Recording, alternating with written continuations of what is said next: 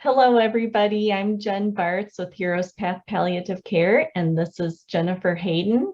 And I'm going to pass it over to her to let you know why she's here speaking with us and a little bit about her nonprofit. Thank you, Jen. So I am Jennifer Hayden. I am the Deputy Director for the National Museum of Nuclear Science and History. I have actually had the opportunity of being with the museum now for 12 years. Our museum is a nonprofit institution, definitely tourism destination for anyone who is curious about the atomic age. We tell the story of the atomic age from early developments such as the Manhattan Project and Cold War to today's peaceful uses such as nuclear medicine, nuclear energy, all of those types of aspects.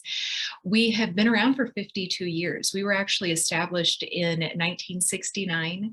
We've been relocated a couple of times, and we were on Kirtland Air Force Base when 9/11 happened, and we had to permanently move.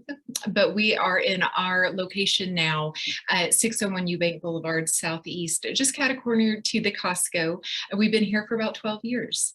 But it is a wonderful place, very family-oriented, lots of programs, things going on all the time. Yes, I know my family has had a membership there on and off for a while.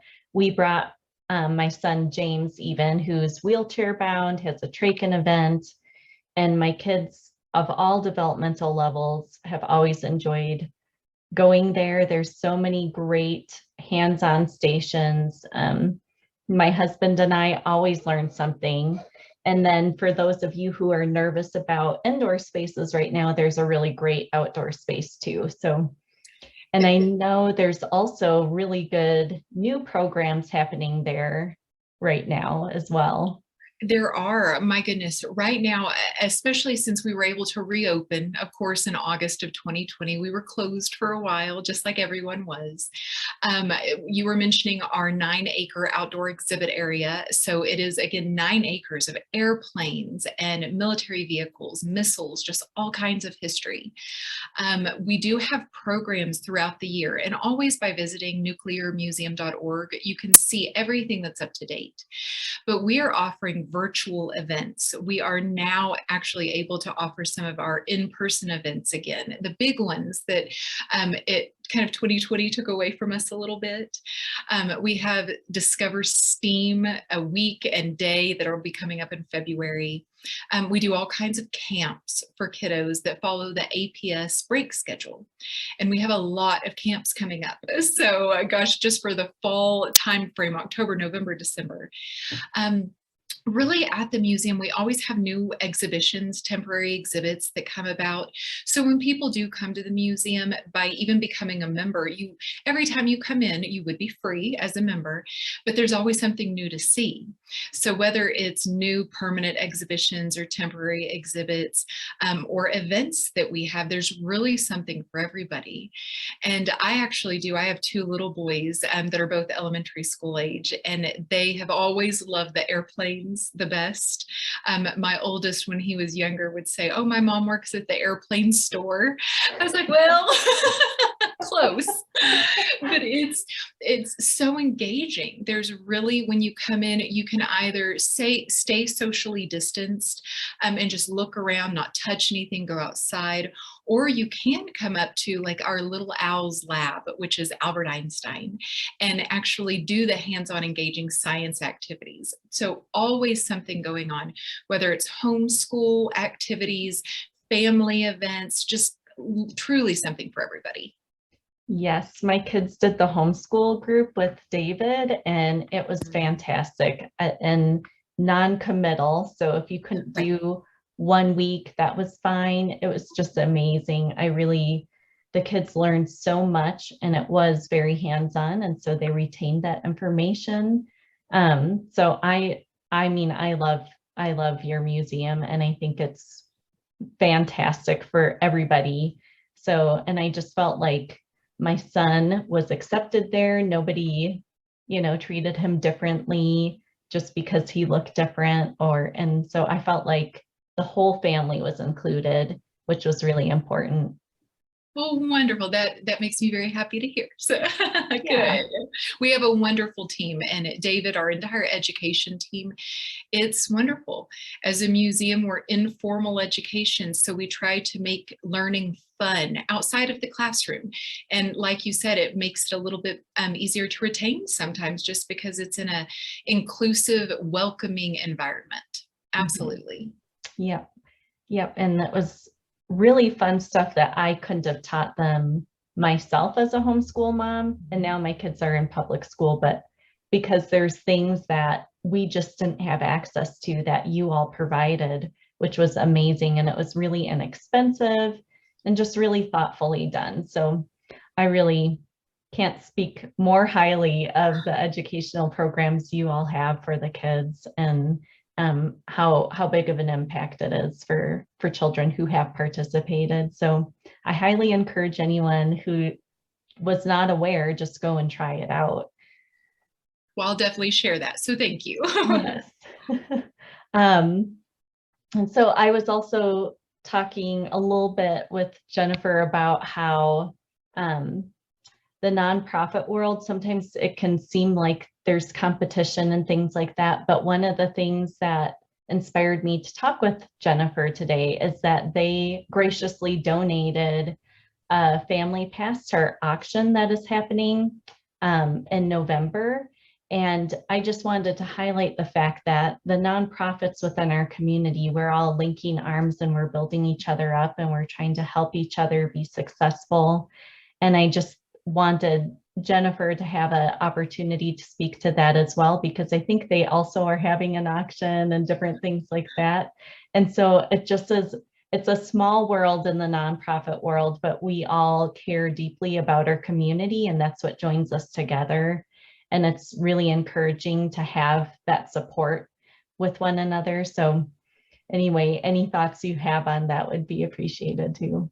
Oh gosh, I mean, I definitely come from a nonprofit background, being at the museum for so long, and I find community involvement, volunteerism, all of those different aspects so utterly important. I actually have the opportunity to sit as the board president for the board of directors for Cuidando los Niños, and that aims to end homelessness for children in Albuquerque. And it's always been a passion of mine, but it really is something that's important to our entire museum, all of our team members, from our executive director, who's been our fearless leader for 25 plus years, to all of our team. Really, we want to give back to the community. And as a nonprofit, that oftentimes people think with the museum, because we're who we are, our mission nuclear, they automatically assume, are you federally funded? Are you part of the Kirtland Air Force Base or Sandia National Labs? And it is a different entity. We are owned and operated by our foundation, the Atomic Museum Foundation. And so anything that we need to do when it is restoring some of our airplanes in Heritage Park, we've had to work on those since 2014, and we've raised almost $1 million through grants and fundraising to restore these artifacts. Everything that we're doing really to preserve history, our community's collective memory, all comes from our team really going out, trying to find donations, grants, and things such as that. And that's why we have our gala. Like you had mentioned, we have a gala once a year where we have a silent auction. And so we ask the community, can you make a donation to where that will help us raise money to provide educational programs for kiddos kindergarten through 12th grade through our education programs. And so anytime members of the community reach out to our museum, we will help in any way we possibly can. And that's something that I think is just innate in who we are as our team members. But as a museum, we're part of this community. Our mission is relevant to New Mexico. So we definitely want to represent New Mexico in the best way possible. So it's very, very important to us. Yes, and I think you do a great job of that. Like I said, the programs that you have, everything is affordable, everything is really in tune with what the community needs, and it really has been a blessing to my family personally. So I can't say enough for how wonderful it is to get to speak with you and get to share your heart for the community as well, and for people to have some recollection of what's going on there at the museum and the things that are new and exciting. And so I'm hoping that we can help each other out, and like you have helped us, and that people will decide, oh, I think I'll go and check it out again. Because I think every time I've been there, there's like a new plane or something. Like you said, there's something new every time. Always, yes. And we're open 361 days a year. So with the exception of a couple of the big holidays, we're open 9 a.m. to 5 p.m. So there's truly, we welcome everyone in our community outside of the state of New Mexico, anyone who would want to come. And our little tagline is learn, think, imagine, and draw your own conclusions. And we try to represent the atomic age as best as we possibly can to do that. Yes, that's fantastic. So for all of you watching, please go and check out the museum, and, you know, on your next Costco trip, just drive on over there. It's well worth your time. And I think it's a great place to take the entire family. So thank you so much, Jennifer, for visiting with us. And thank you. It's been a pleasure. And this has truly made my day hearing what you had to share as well. So thank you. well, thank you. And I hope you all just go ahead and give it a try. And if you do, let us know on this video what you thought of the museum, because it really is top notch. Thanks, everybody.